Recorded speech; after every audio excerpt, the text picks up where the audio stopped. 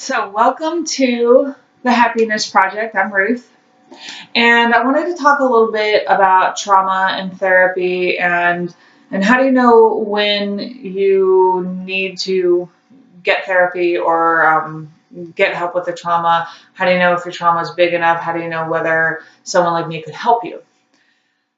So let's start with what trauma. What is trauma? What is it actually? I Googled this, and Google tells me that trauma is when something really upsetting happens.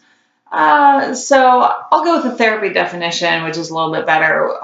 We'll say trauma is when something happens and the emotional impact of that is way above what your resources are to handle it at the time. So something that, an emotionally healthy 25-year-old can handle is much more than what an 8-year-old can handle, for example.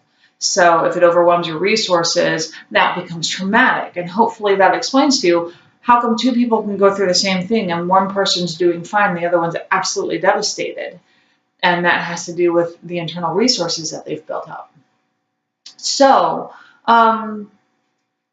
we hear a lot about trauma anymore, but you might think, well, that's not me, it doesn't make sense, or, I don't think I need it, or I don't want trauma therapy, I just want depression therapy, and maybe you can help me for that reason. So let me talk about that a little bit. I focus on trauma because I let people know that these things can be healed, and I feel like there's so much growth that can happen for people that are struggling with the trauma. But also, there are smaller traumas that affect us.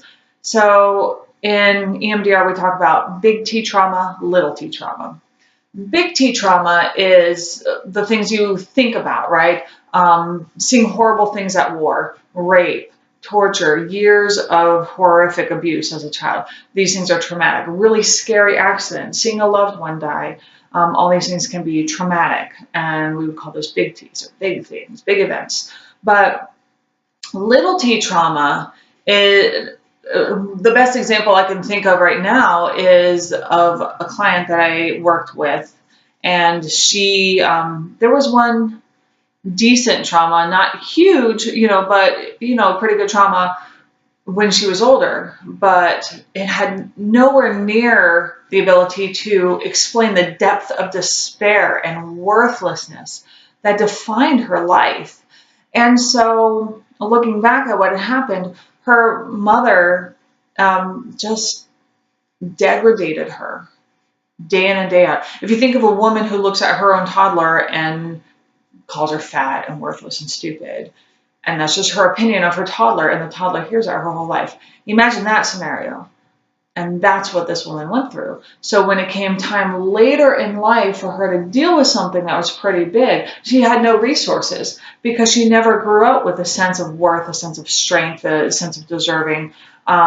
She was already torn down, and she just didn't have the resources. So for her, it's not that much huge trauma, but there's a deep depression, and that explains it, what's going on. She's never been able to develop her sense of worthlessness.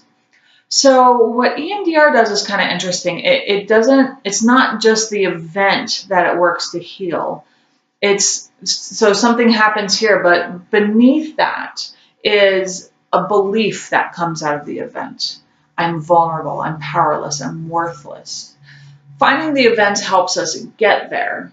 But if you have that belief or something, a place where you're stuck, I'm worthless, and you see a pattern going in your life again and again that you haven't been able to escape, usually something's stuck. So to me, EMDR really is to help you get unstuck. If you're moving and growing through all your own stuff, that's great. But if you're like, I keep having relationships like this, or I cannot handle my anger, it's beyond my control, or I have these extreme reactions, I don't know why, or I have panic attacks and I don't know why, that's a big sign. If you're not able to grow more and you're stuck in some place, it's probably because there's a core belief that's stuck, and that can be healed by EMDR with a good therapist. So that's all for now. I hope this was helpful and informative. This is Ruth with the Happiness Project, signing off. Bye.